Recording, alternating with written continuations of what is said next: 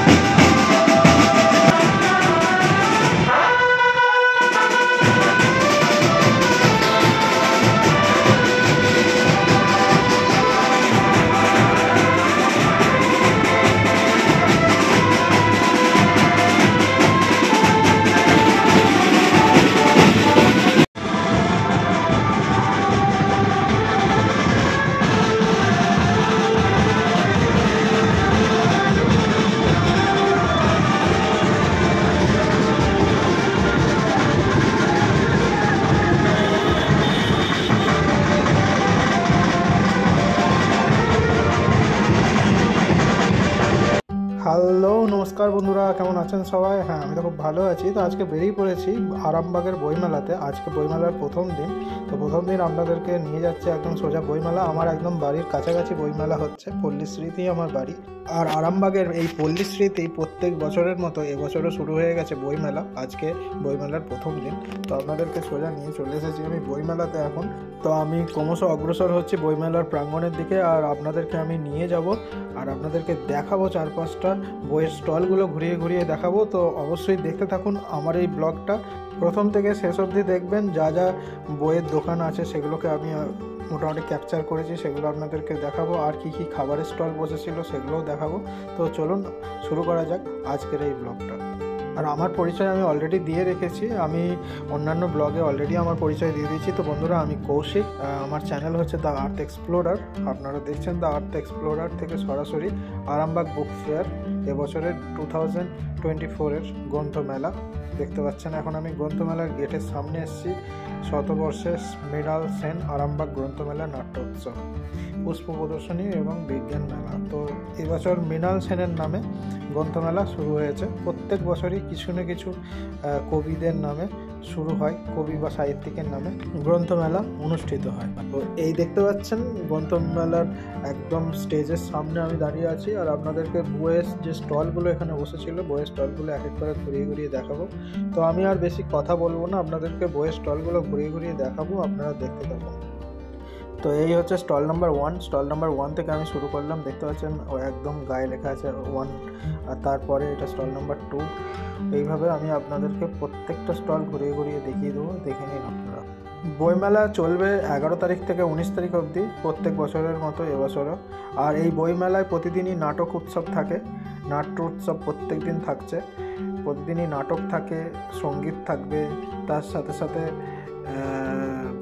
এই বইয়ের যে স্টলগুলো আছে বইগুলো আপনারা স্টল থেকে কিছু বই সংগ্রহ করতে পারেন। যারা বই ভালোবাসেন, ছোটদের বই থাকে, বড়দের বই থাকে, সমস্ত রকমেরই বই আপনারা এখান থেকে কালেক্ট করে নিতে পারবেন।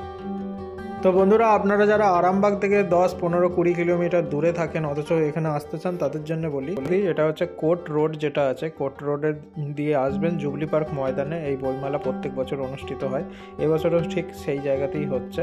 তো পল্লীশ্রী থেকে একদম কাছে, আমার বাড়ি পল্লীশ্রী, সেজন্য আপনাদেরকে বললাম প্রথমেই যে পল্লীশ্রী থেকে আমি এলাম। তো যারা আসছেন, আপনারা যদি গৌরাটি মোড় দিয়ে আসছেন সোজা চলে আসুন জুবলি পার্কের ময়দানে, তাহলে আপনারা বইমেলায় প্রবেশ করতে পারবেন। একদম জুবলি পার্কের মাঠেই হচ্ছে। আমাদের যেমন আরামবাগের পৌরোৎসবটা হয় আরামবাগ বয়েজ স্কুলের মাঠে, ঠিক আরামবাগের গ্রন্থমেলা হয় এই মাঠে জুবলি পার্কের ময়দানে। প্রত্যেক বছরই এইখানেই হয়। তো এবছরও ঠিক সেই জায়গাতেই হচ্ছে, আপনারা দেখতেই পাচ্ছেন। নম্বরে সব বই রয়েছে।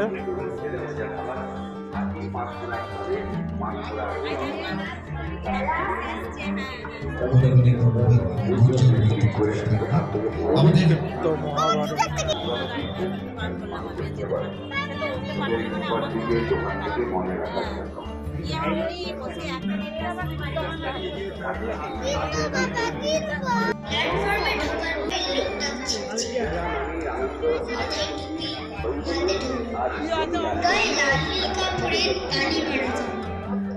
দুই ভাই আর বোনকে নিয়ে দেখাচ্ছিল নানা কষ্ট। আমরা যাচ্ছিলাম বই মেলাতে দারুণ মজা, বই দেখার মজা, বই কেনার মজা।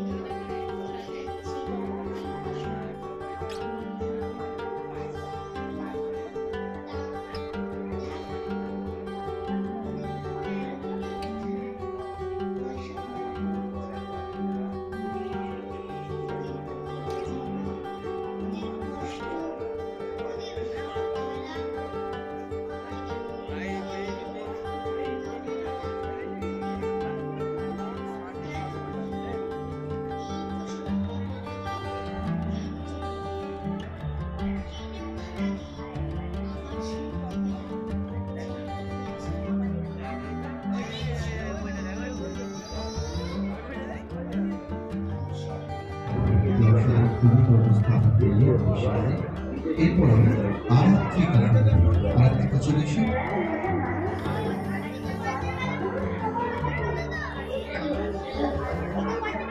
কবিতা মৃত্যুঞ্জয়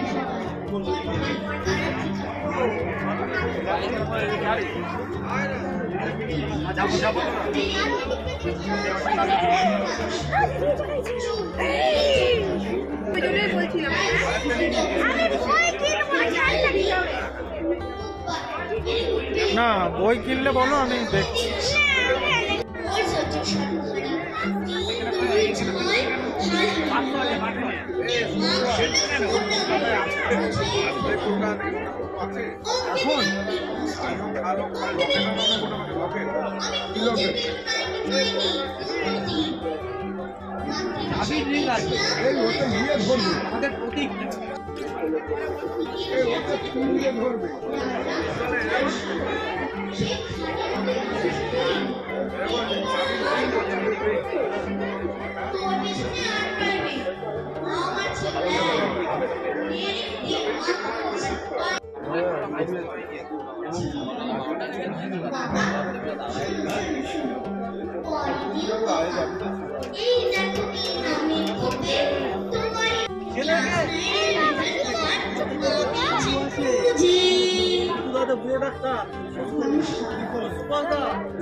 অনেক দিনের সাথী বেড়াতে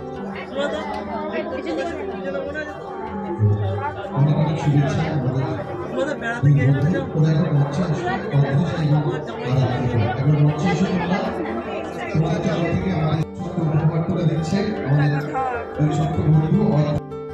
তো ঋষি খুব বদমাশি করছিল, সবসময় বলছিল খেলনা দাও করে। তো ওকে এখানে আমি দুটো বই কিনে দিলাম, রামায়ণ মহাভারত নানা রকম সব বই পাওয়া যাচ্ছিলো। তো তার মধ্যে পঞ্চতন্ত্রের গল্প, ঠাকুমার ঝুলি, গোপাল ভাঁড় এসব চুজ করতে গিয়ে ওকে একটা গোপাল ভাঁড়ের বই আর একটা ঠাকুমার ঝুলির বই কিনে দিলাম ওকে।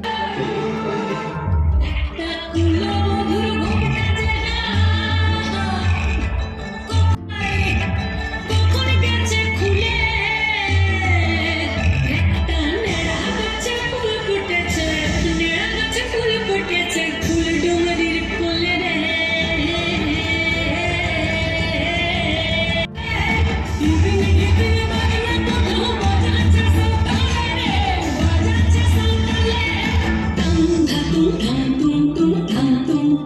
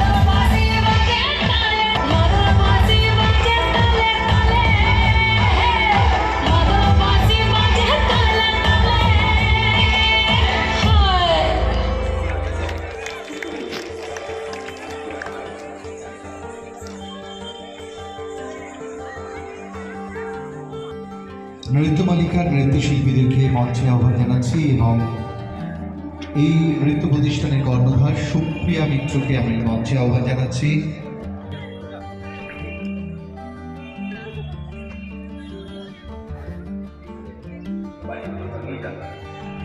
আমরা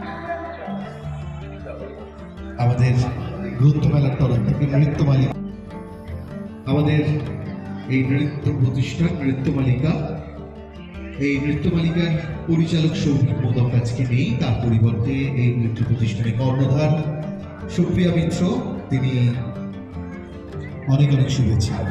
এরপরে আমাদের বাংলা ব্যান্ড ভ্রমণ, আমাদের এই আরামবাগ শহরেরই কয়েকজন যুবক তারা একটি ব্যান্ড তৈরি করেছে, বাংলা ব্যান্ড। এই বাংলা ব্যান্ডকে নিয়ে তারা লোক সংস্কৃতি বলতে দুপার বাংলা, আর এই দুপার বাংলার সংস্কৃতি, আমাদের এই দুপার বাংলায় যে সংস্কৃতির যে কত মণিমাণিক্য রয়েছে তা এই সমস্ত গানগুলো শুনলে বোঝা যায়। তাই লোক সংস্কৃতি যে পথ চলা, সেই পথ চলায় এই মুহূর্তে তাদের পরবর্তী স্টেশন, বর্তমান স্টেশন অবশ্যই আরামবাগ গ্রন্থমেলা। গ্রন্থমেলার এই সময় তারপরে মঞ্চে সঙ্গীত পরিবেশন করবে বাংলা ব্যান্ড ভ্রমণ। আর এরপরেও রয়েছে আরামবাগের আরোই, শুধু শহর নয়, শহরের বাইরেও বিভিন্ন জায়গায় তারা সুনামের সঙ্গে অনুষ্ঠান করছে। সে লব্ধ প্রতিষ্ঠিত দুই ব্যান্ড আরামবাগ শহরের এই মুহূর্তে কয়েকজন যুবক তারা যে ব্যান্ড তৈরি করেছে, একটা লোকগান আর সেই লোকগানের দল ভ্রমণ, আর আরো একটি ব্যান্ড রয়েছে আমাদের সঙ্গে। ভ্রমণের পর মঞ্চে আসবে শ্রীমতী আরামবাগ।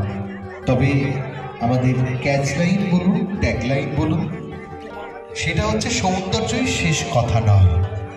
এই প্রতিযোগিতায় শুধুমাত্র বিবাহিত মহিলারাই অংশগ্রহণ করতে পারবেন। 18 তারিখ রয়েছে শিশু প্রদর্শন, 4 বছর পর্যন্ত বাচ্চাদের নিয়ে শিশু প্রদর্শনী। 17 তারিখ রয়েছে সর্বসাধারণের জন্য কুইজ, এটি আকর্ষণীয় কুইজ প্রতিযোগিতা রয়েছে, অডিও ভিডিও কুইজ হবে, এটা সাধারণের জন্য, সর্বসাধারণের জন্য। আর 14ই জানুয়ারি এই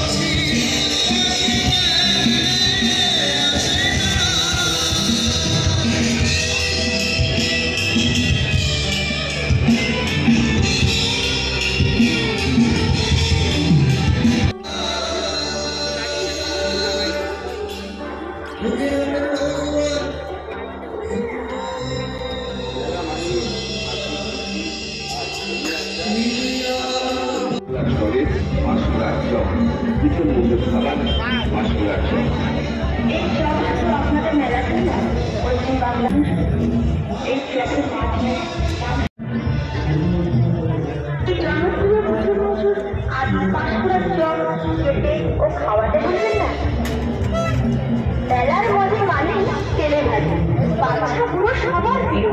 এই পুজো কিন্তু আলুর পাঁশকুড়ার জন্য খান এবং বাড়িতে খুশি যান।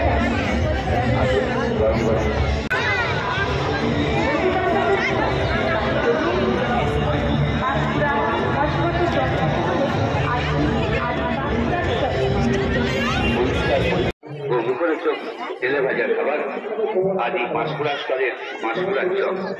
মেলার মজা মানি তেলে ভাজা, আর সেই তেলে ভাজা থেকে পাঁশকুড়ার চপ ভীষণ মজুর খাবার। তো বন্ধুরা, কেমন লাগলো আমার এই ব্লগটা অবশ্যই জানাতে ভুলবেন না। দেখা হচ্ছে খুব তাড়াতাড়ি পরবর্তী ব্লগে। Till then take care, bye, জয় শ্রীকৃষ্ণ, সবাই খুব ভালো থাকবেন।